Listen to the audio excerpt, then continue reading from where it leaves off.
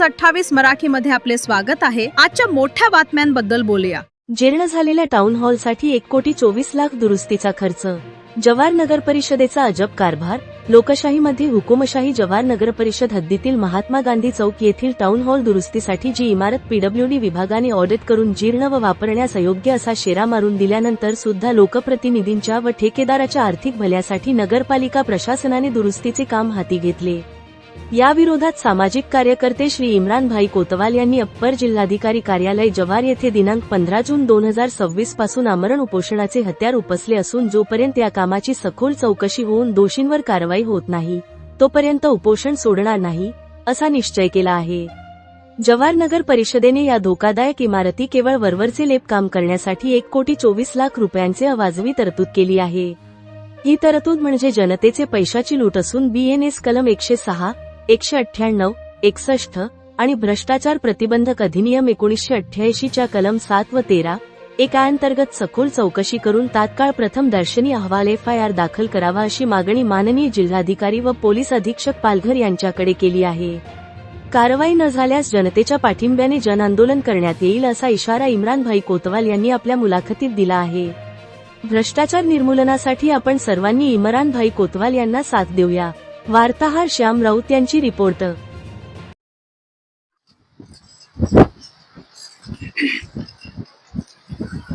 आज दिनांक 15/6/2026 रोजी अप्पर जिल्हाधिकारी कार्यालय जव्हार येथे सामाजिक कार्यकर्ते इम्रान भाई कोतवाल हे आमरण उपोषणास बसलेले आहेत। जव्हार मधील महात्मा गांधी चौक येथे टाउन हॉल असून तो पूर्ण जीर्ण अवस्थेत आहे। त्याच्यावर जवळजवळ 1.5 कोटी रुपये नगरपालिका खर्च करणार आहे। या विषयाला वाचा फोडण्यासाठी आणि अवास्तव खर्च कसा होतो याबाबत इम्रान भाई कोतवाल आपल्याला संपूर्ण माहिती देतील। काय सांगाल इम्रान भाई? सर्वप्रथम आपले आभार, तुम्ही दखल घेतली आणि मी 13/4/2026 रोजी माननीय नगर परिषद मुख्याधिकारी यांच्या नावाने प्रथम पत्र दिलं। त्या पत्राचं उत्तर मला 5व्या महिन्यात मिळालं।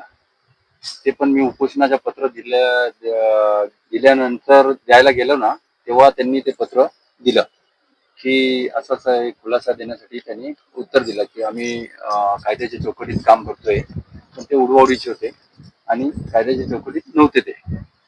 तर माझं असं म्हणणं आहे, म्हणजे माझ्या म्हणण्यापेक्षा स्ट्रक्चर ऑडिट मध्ये स्पष्ट उल्लेख केलेला आहे की सदरील इमारत ही धोकादायक आणि राहण्या अयोग्य आहे, नॉट फिट फॉर ऑक्युपन्स, आणि त्याचं आयुष्य संपलेलं आहे, लाईफ इज स्पॅन असा स्पष्ट उल्लेख असताना जर स्ट्रक्चर ऑडिट वाल्यांनी स्पष्ट उल्लेख केलेला असताना सुद्धा तर ह्या इमारतीवर एवढं अवाढव्य खर्च करण्याची गरज का भासली, तर ते शंकेचं एक निवारण होतंय आणि त्या शंकेचं निवारण करण्यासाठी हा आणि गावासाठी जे हे चाललेलं आहे अतोनात चुकीच्या पद्धतीने जे शासनाच्या तिजोरीची लूट एक प्रकारे, तर त्या बाबतीत वाचा फोडण्यासाठी कायद्याच्या चौकटीत आपण आमरण उपोषणासाठी आज 15/6/2026 रोजी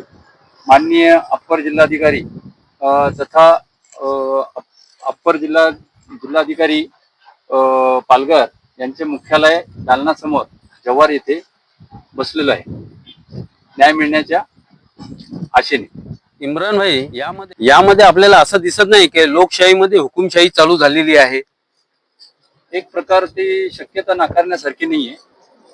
तर बऱ्याच वेळेस आता पत्राची मर्यादा किती वेळ, कायद्याच्या चौकटीत एखाद्या अर्जदारांनी जर संबंधित विषय मांडलेला आहे तक्रार स्वरूपात किंवा एक अर्जाच्या स्वरूपात ती तक्रार मांडलेली आहे, तर मग त्या तक्रारीचं निवारण कायद्याच्या चौकटीत त्यांनी 8 दिवसात कार्यालयीन वेळेत देणं बंधनकारक असतं। तर त्या निमित्ताने मला तेवढ्या वेळेत तो उत्तर मिळालेला नाही। जेव्हा त्या गोष्टीची काहीतरी वाटचाल करायला लागली पुढची पत्रव्यवहार करून, त्यानंतर ते उत्तर ते पण असं उडवाउडीचं मिळालेलं आहे।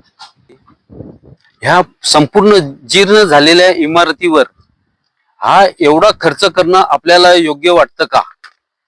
मी एक नागरिक म्हणून सांगू इच्छितो की एवढ्या मोठ्या खर्चामध्ये कदाचित ती इमारत नव्याने बांधकाम होण्यासारखी होती किंवा झाली असती,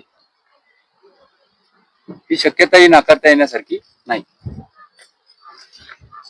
आता त्या इमारतीला एवढी रकमेची खरंच या इमारती दुरुस्तीसाठी गरज होती का? आणि एकूण किती रक्कम नगरपालिकेला प्राप्त झाली आहे? मूळची रक्कम 1,24,00,000 आहे आणि म्हणजे अंदाजे तर ते टॅक्स वगैरे धरून 1,52,30,966 रुपये. हे बघा.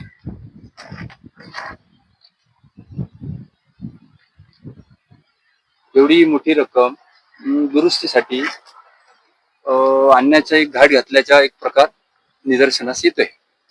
आणि तसेच ह्या एवढ्या मोठ्या रकमेत कदाचित तशी वास्तू नव्याने तयार होण्याची शक्यता नाकारता येण्यासारखी नाहीये.